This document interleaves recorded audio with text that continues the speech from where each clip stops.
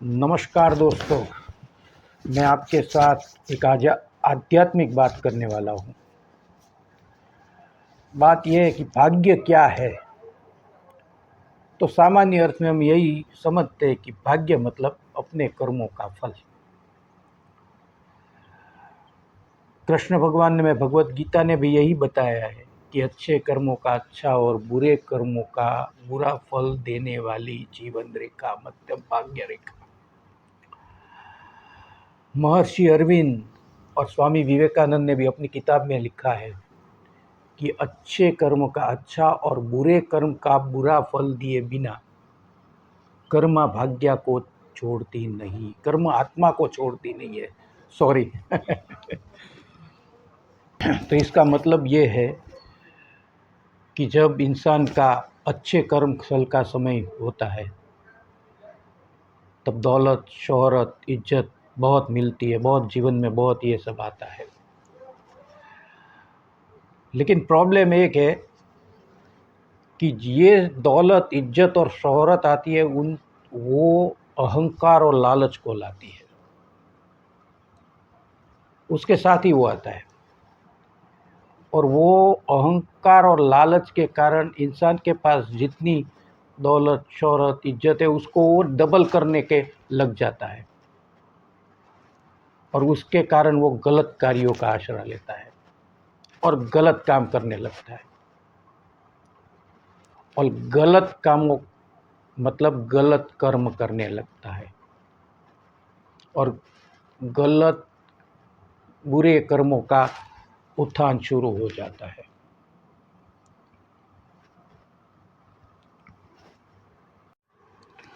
अभी उसमें प्रॉब्लम वाली एक ही बात है कि अच्छे कर्म फल अच्छा समय देकर निकल जाता है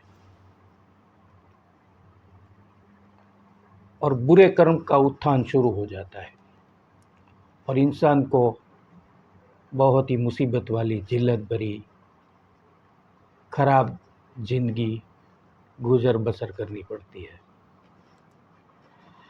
इसलिए गोवर्धन दास बिल्ला ने एक पत्र लिखा था अपने पुत्रों को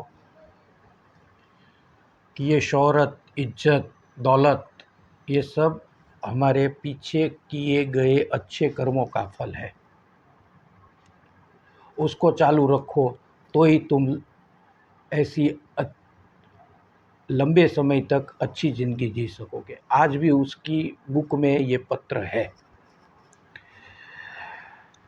अभी मज़े की बात यह है कि ये सब बातें सब लोग जानते हैं, लेकिन उसका अमल बहुत ही कम लोग कर सकते हैं।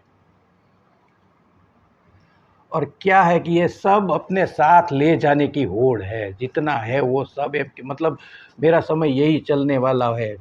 अभी उसमें मेरे को एक बात याद आई, मैं बताता हूँ आपको।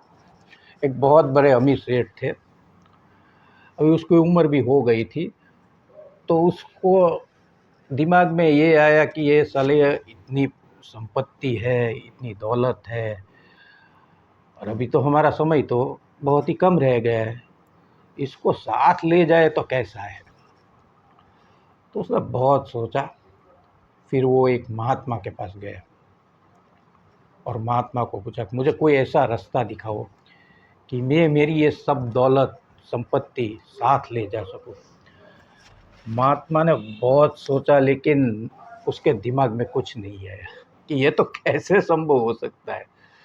बाद में उसने उसको बोला कि भाई मुझे ये मालूम नहीं है, ऐसा मैंने कभी देखा नहीं है कि ये सब साथ लेके जा सकते हैं। सेठ निराश हो गए। फिर एक दिन वो एक साधु थे, उसके पास गए और उसको ये अपना प्रॉब्लम बताया कि भाई मेरे पास इतना सब है, मेरी इतनी उम्र हो गई है, तो मुझे कोई ऐसा उपाय दिखाओ कि मैं ये सब साथ लेकर जा सकूं। तो साधु ने भी सोचा भी नहीं और उसको बोल दिया कि भाई ऐसा तो हो नहीं सकता है, मैंने किधर देखा नहीं कि वे सब साथ ले जा सको।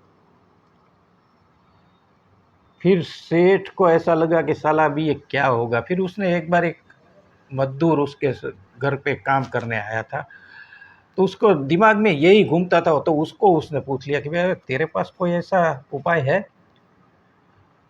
तो सामान्य इंसान ने हंसते हंसते उसको बताया कि ये तो बहुत सेठ जी सरल चीज़ है। तो सेठ चमक गए कि भाई ये साले महात्मा साधु बड़े बड़े बुद्धिजीवी लोग ये नहीं बता सकते, और उसने ये बता दिया कि ये तो बहुत ही सरल कैसे। उस सामान्य आदमी ने क्या बताया मालूम है? उसने बताया, सेठ आप एक काम करो, अपनी जितनी दौलत है उसमें से 10% साइड में निकाल लो, और बाकी का अच्छे कार्य, पुण्यदान, गरीबों को खाना पिलाओ, पुण्यदान करो। क्योंकि भगवत गीता में कि कृष्ण भगवान ने कहा है कि अच्छे कर्मों का अच्छा फल मिलता है, मतलब आपका अगली बार का भाग्य बहुत ही अच्छा हो जाएगा। अगर भाग्य अच्छा हो गया, ये सब अच्छे कर्म करने से भाग्य अच्छा हो गया, तो आपके दूसरे जन्म में ये जब जो दिया है वो वापस आपके साथ आ जाएगा। उस इंसान की बात सुनकर सेठ सोचने लगे कि साला यही तरीका ठीक है, और फिर उसने जो बताया उसके अनुसार किया भी, और अगले जन्म में तो जो मिले, लेकिन वही जन्म में उसको उस सेठ श्रीमंत आदमी को बहुत ही खुशी मिली। क्योंकि क्या है कि आप दूसरे लोगों की अच्छाई करते हो ना, तभी एक खुशी की वाइब आती है, और वो उसको बहुत मिली।